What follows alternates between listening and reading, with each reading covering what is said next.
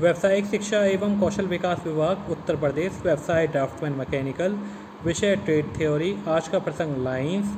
परीक्षक का नाम विजय कुमार, मैं विजय कुमार, इंस्ट्रक्टर RAC, राजकीय औद्योगिक प्रशिक्षण संस्थान गढ़मुक्तेश्वर हापुड़ से। रेखाएं लाइंस। आज हम ड्राइंग के ड्राफ्ट्समैन में ड्राइंग के बारे में जानकारी प्राप्त करेंगे। उस ड्राइंग में सबसे पहले हम बात करेंगे रेखाएं के बारे में। लाइंस वो कितने प्रकार की होती हैं। सबसे पहले मैं आपको बताना चाहूँगा, ड्राफ्ट्समैन मैकेनिकल में जो सबसे ज़्यादा चीज़ें, जो चित्र जो बनता है, वो हमारा लाइन बहुत ही एक इम्पॉर्टेंट पैरामीटर होता है, जिसका क्लासिफिकेशन होना बहुत ही इम्पॉर्टेंट होता है। अब लाइंस को समझने के लिए एक स्टैंडर्ड बनाया गया है। इंडियन स्टैंडर्ड इंस्टीट्यूट, भारत मानक संस्थान से लाइनों का वर्गीकरण किया गया है, मतलब क्लासिफिकेशन किया गया है। वो लाइन हमारी डिफाइंड होती है। उसी लाइन का यूज़ करके हम कोई भी ड्राइंग शीट बनाते हैं, जो कि हमारे आगे कोई भी इक्विपमेंट बनाने में काम आती है। सबसे पहला जो होता है वो हमारा काम होता है, वो ड्राइंग होता है।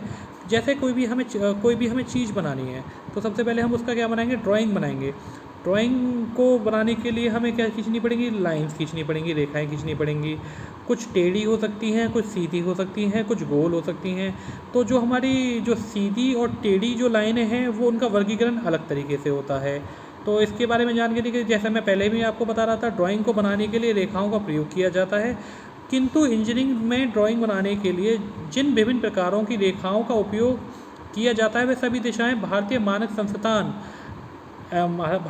संस्थान इंडियन स्टैंडर्ड इंस्टीट्यूट द्वारा रिकमेंड होती हैं।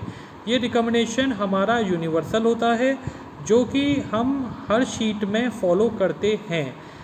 ऐसा नहीं है कि हमने अपने हाथों से जैसे स्केच करते हैं, वैसा नहीं होता है। इसमें हम लाइंस को प्रॉपर तरीके से, हल्की, मोटी, टेढ़ी, ये सब हम चीज़ों का ध्यान रखते हैं। तो जो हमारा वर्गीकरण है हमारा लाइंस का, वो ए से लेकर के तक होता है। जैसा कि आप देख रहे हैं यहाँ पर, ए से लेकर के तक होता है। ए हमारी होगी कंटिन्यूस थिक लाइन, और बी हमारा हो गया कंटिन्यूस थिन लाइन, सी हमारा हो गया continuous thin free hand line, D हमारा हो गया हमारे यहाँ पर continuous thin straight with zig zag, और ई हमारा हो गया डैश थिक। डी हमारा क्या हो गया यहाँ पे, डैश थिक हो गया हमारा, और एफ हो गया हमारा डैश थिन, और जी हो गया हमारा चेन थिन, और एच हो गया हमारा chain thin thick at the end changes of direction. J हो गया हमारा चेन थिक, और के हो गया हमारा चेन थिन डबल डैश। तो इसका जो क्लासिफिकेशन है, लाइन का क्लासिफिकेशन जो है हमारा, वो है हमारा ए टू लेकर के तक। अब ए के अंदर भी, इन ए टू के के अंदर भी हमारा फर्दर क्लासिफिकेशन होता है, वर्गीकरण होता है, जो हम किसी भी ड्राइंग को बनाते समय हम महत्वपूर्ण तरीके से हमें यूज़ करना होता है। और इसी हिसाब से हम कोई भी ड्राइंग शीट बनाएंगे। आगे के कोई भी हमें ड्राइंग शीट बनानी होगी, स्पेशली मैकेनिकल पार्ट्स के लिए। ये हमारा ड्राफ्ट्समैन मैकेनिकल का टॉपिक है। तो हम जब भी बात करेंगे वो मशीनों से रिलेटेड ही बात होगी। मशीनों का शाफ्ट हो गया, पुली हो गया, कोई भी हमारी मशीन है, उसकी जो ड्राइंग बनेगी वो इन वर्गीकरण से ही बनेगी। जैसा कि मैं बात कर रहा था, ए हमारी हो गई A1 visible outline, A2 visible edges, B1 imaginary line of intersection, B2 dimension line, B3 projection line, B4 leader line, B5 hatching line, B6 outlines of revolve section in place, B7 short centre line, C1 limit of partial or interrupted views and section if the limit is not a chain, D1 long break line, E1 hidden outline, E2 hidden edges, F1 hidden outline, F2 hidden edges, G1 center lines, G2 lines of symmetry, G3 trajectories, H1 cutting planes, J1 indication of line or surfaces to which a special requirement applies, K1 outlines of adjustment parts, K1 K2 alternative or extreme position of movable parts, K3 centrodile lines, K4 initial outline prior to forming parts situated in front of the cutting plane, K5। तो इनकी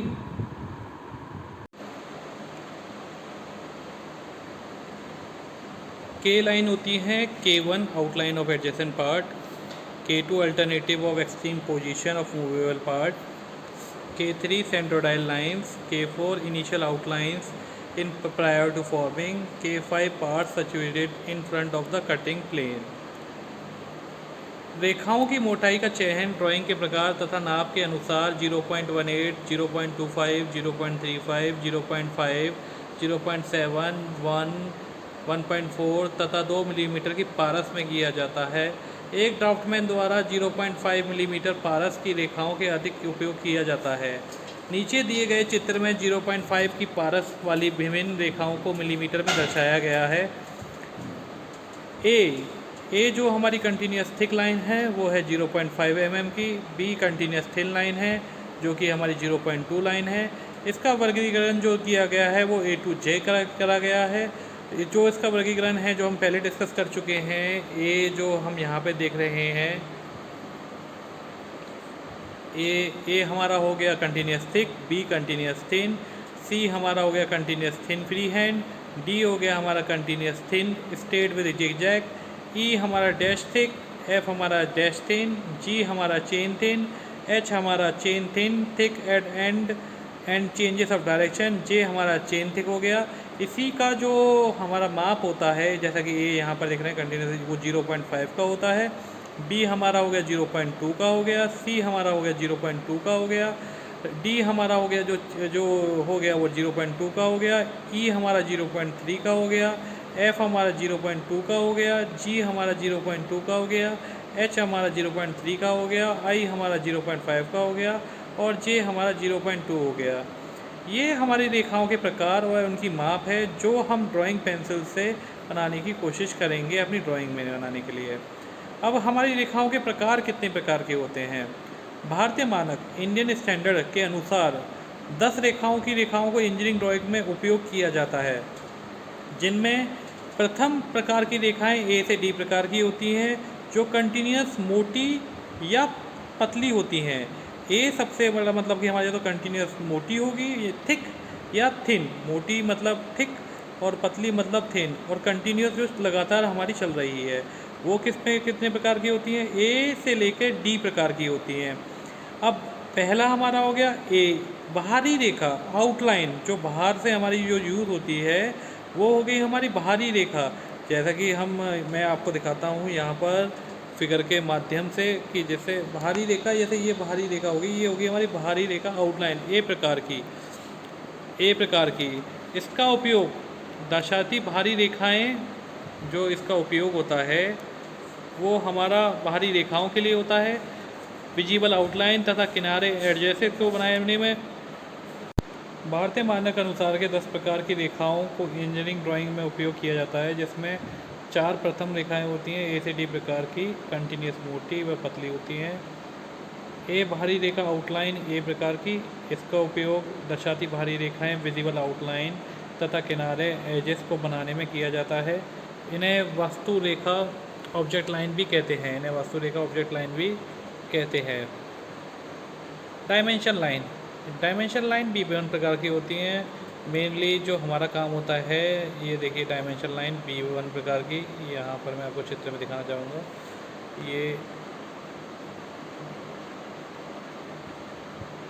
ये हमारी देखिए, ये है आपकी dimension line, ये देखिए ये है आपकी dimension line B1 dimension line. इसी तरह आपको मैं चित्र में करके दिखाता रहूँगा कि कौन सी लाइन कौन सी होती है। तो जो B1 देख रहे हैं, ये है आपका डायमेंशन नोट कर रहा है कि यहाँ से यहाँ तक की दूरी कितनी होती है। तो जो B1 है आपका, वो है आपका डायमेंशन लाइन है, ठीक है। B1 आपका हो गया डायमेंशन लाइन। ये पतली तथा सतह रेखा होती है।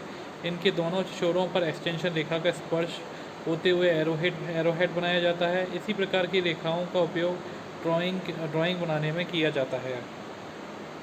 B5 होगी आपकी लीडर लाइन। B5 आपकी लीडर लाइन 3 तरह की होती हैं। डॉट के साथ होगी लीडर लाइन, जो लीड करेगी। बेसिकली ये देखा 3 प्रकार की होती हैं जो लीड करेगी। तो लीडर लाइन मतलब क्या हो गया, जो लीड करेगी लाइन आपकी। पहली होगी कि बिंदु के साथ लीड करेगी, दूसरी होगी एरो के साथ लीड करेगी, तीसरी होगी बिंदु के बिना या तीर एरो के हेड के साथ लीड करेगी। तो यहाँ पे जैसे दिखाया गया है, एक है डॉटेड लाइन जो डॉट के साथ आपकी डॉट को लीड कर रही है। ये मैं आपको चित्र में दिखाना चाहूँगा। ये आपका हो गया, ये डॉट हो गया आपका, और ये लीड कर रही है। फिर दूसरा हो गया आपका एरो, ये हो गया एरो आपका, ये एरो को लीड कर रही है। ये तीसरा हो गया, ये आपका एरो हेड हो गया, जो एरो हेड को लीड कर रही है। तो ये है आपकी लीडर लाइन। ये क्या है आपकी लीडर लाइन। ये हो गया आपका B5 प्रकार की, B5 प्रकार की। और फिर B4 हो गया आपका हैचिंग लाइन। हैचिंग, ये आपका B4 आपका हो गया लीडर लाइन। B4 आपके प्रकार की होगी हैचिंग लाइन। इस प्रकार की रेखाएं तिरछी समांतर होती हैं। इन रेखाओं के माध्यम की दूरी कम से कम इस ड्राइंग को सबसे मोटी रेखा से दुगनी होनी चाहिए तथा 0.7 मिलीमीटर के अंतराल स्पेसिंग नहीं होना चाहिए। मैं आपको ये चित्र में दिखाना चाहूँगा आपको कि हैचिंग लाइन कौन सी होती है। ये देखिए, मैं आपको नोट करके दिखा देता हूँ। ये है आपकी हैचिंग लाइन B4 लाइन। ये है आपका हैचिंग लाइन, ये जो हैचिंग जो बन रही है।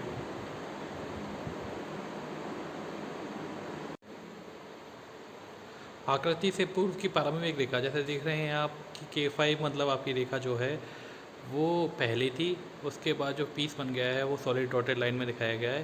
जो डॉटेड लाइन में दिखाया गया है वो पहले का पीस था, और उसके बाद जो मोड़ने के बाद जो पीस बना है वो इसमें दिखाया गया है। अब देखिए सेंटर लाइन K1 जो है सेंटर लाइन दिखाई गई है। K1 जैसा आप देख सकते हैं यहाँ पर कि K1 आपका सेंटर लाइन के बारे में बताया गया है। ये हो गई आपकी सेंटर लाइन, ये हो गई आपकी सेंटर लाइन, सेंटर लाइन हो गई। ये K1 जो इसके बारे में दिखाया गया है, K1 ये आपका हो गया सेंटर लाइन हो गई। ठीक है। अब दिखाया गया है कि जो करेक्ट तरीका होता है और जो गलत तरीका, सही तरीका और गलत तरीका। सही तरीका करेक्ट वाला हो गया, और जो गलत तरीका है वो इनकरेक्ट वाला हो गया। अगर हमें डैश के साथ स्पेस दिखाना हो, अगर हमें डैश के साथ स्पेस दिखाना हो, जो सही तरीका है, पहले हमारी लाइन रहेगी वो जो डैश वाली लाइन रहेगी, ठीक है, वो बिल्कुल अटैच होगी सॉलिड लाइन के साथ में। मतलब जो डॉटेड लाइन है वो अटैच होगी बिल्कुल सॉलिड लाइन में। ठीक है। और जो इनकरेक्ट तरीका है कि अगर गैप हो गया तो वो इनकरेक्ट तरीका हो गया आपका। ठीक है। अब देखिए dash intersect without a gap between them. जो अगर इंटरसेक्ट सही तरीका जो है वो ये दिखाया गया है। सही तरीका आपका ये हो गया सही तरीका, और ये हो गया आपका गलत तरीका। अगर 3 डैश एक ही इंटरसेक्शन में मिल रहे हैं तो सही तरीका ये है आपका, और अगर हल्की सी भी टिल्ट होगी तो वो गलत तरीका हो गया लाइन को दर्शाने के लिए। अगर हम विजिबल कंट्रीब्यूशन देखें,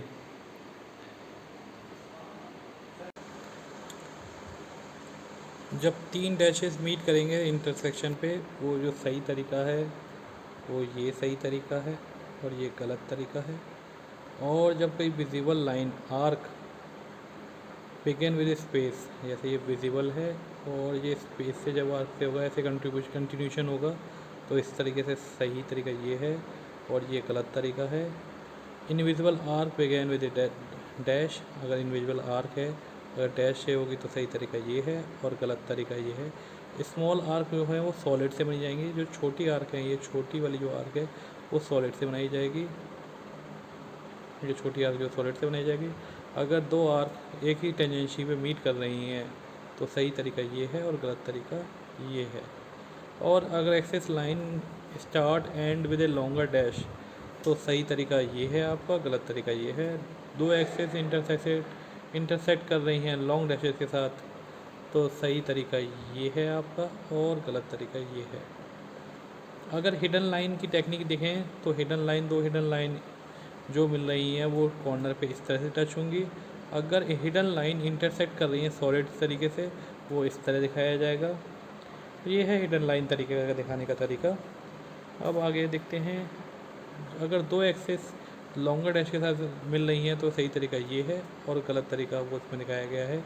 और एक्सेस एक्सटेंड कर रही है boundary with dash longer dash के साथ में, तो सही तरीका ये है, और गलत तरीका ये दिखाया गया है लाइनों के बीच में। ज़्यादातर सेक्शन लाइंस को हम 45 डिग्री एंगल पे दर्शाते हैं। 45 डिग्री एंगल पे हम ज़्यादातर सेक्शन लाइन इस तरह दर्शाई जाती है, एक एंगल 45 डिग्री पे। और मटेरियल को हमने एक सेक्शन लाइन का मतलब ये एक सेक्शन व्यू है जो कि कट किया गया है बीच से, जो कि सीधा होता है बिल्कुल। ये जो दिखाया गया है ये सेक्शन व्यू है जो दिखाया गया है सेक्शन कट से। और जो सेंट्रल लाइन है, जो सेंट्रल लाइन हमेशा सेंटर से निकलेगी। और ये जो फिगर में जो दिखाया गया है सेंट्रल लाइन का, ये जो सेंट्रल लाइन है ये एक हॉरिजेंटल सेंट्रल लाइन है, ये एक हॉरिजेंटल सेंट्रल लाइन और ये वर्टिकल सेंट्रल लाइन है, ठीक है। और ये सेंट्रल लाइन जो कोई भी पीस इसमें हमारी सेंट्रल लाइन के बारे में ऐसा दिखाया जाएगा। आगे देखिए डायमेंशन लाइन। डायमेंशन लाइन को हम एरो हेड के बीच में, दो एरो हेड के बीच में स्पेस देकर जितनी उसकी लेंथ होगी उसे दर्शाएंगे। ये ज़्यादातर हमारी लेंथ को दर्शाता है डायमेंशन लाइन की, कितना बड़ा पीस है, लेंथ विड्थ हाइट के हिसाब से। या तो उसकी लेंथ होगी, या तो विड्थ होगी, या तो हाइट होगी, या तो उसका डायमीटर होगा। डायमीटर को हम 5 से लीड करते हैं, 5 से करके और जितनी डायमेंशन होती है वो दर्शाते हैं। यहाँ पर जैसे ऐसे एन एग्जाम्पल मैं आपको ये बताना चाहूँगा, जैसे 38 यहाँ से लेके यहाँ तक की लेंथ है जिसे दर्शाया गया है दो एरो हेड के बीच में। और ये 64 लेंथ है जैसे दर्शाया गया है ऐसे से ऐसे के बीच में। ये होगी इसकी लेंथ, अगर इसे हम लेंथ ले रहे हैं। और ये इसकी हाइट है, अगर हाइट ले रहे हैं, विड्थ भी हो सकती है लेकिन मैं इसे अभी हाइट ले रहा हूँ। ये 12 आपकी 12 हाइट होगी और 28 है हाइट होगी। यहाँ पे डायमेंशन दिखाया गया है, डायमेंशन मतलब डायमीटर बड़े वाले का 32 है और छोटे वाले का 16 है, ठीक है। और यहाँ पे जो लेंथ दिखाई गई है वो 20 दिखाई गई है और यहाँ पे जो लेंथ दिखाई गई है वो 28 दिखाई गई है।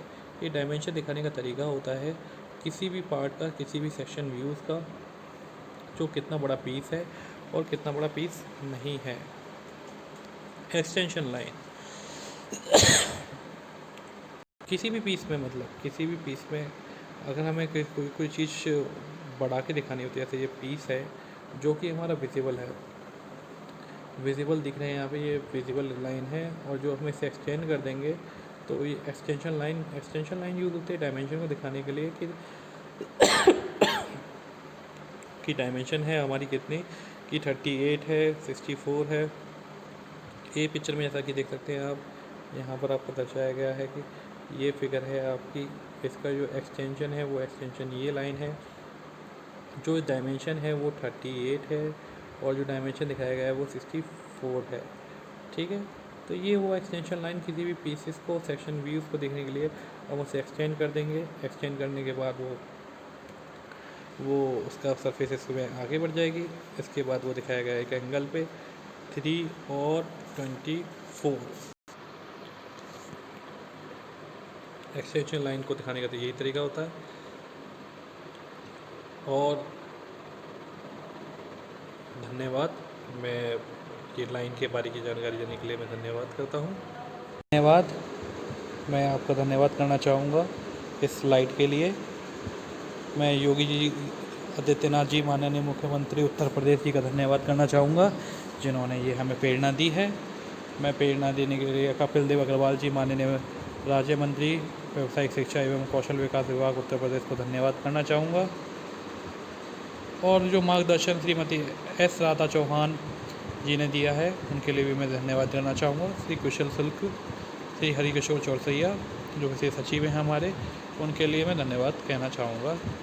और व्यावसायिक शिक्षा एवं कौशल विकास विभाग उत्तर प्रदेश, परीक्षण एवं सेवा योजना निदेशालय उत्तर प्रदेश, हमारी ईमेल आईडी है info.dte@gmail.com।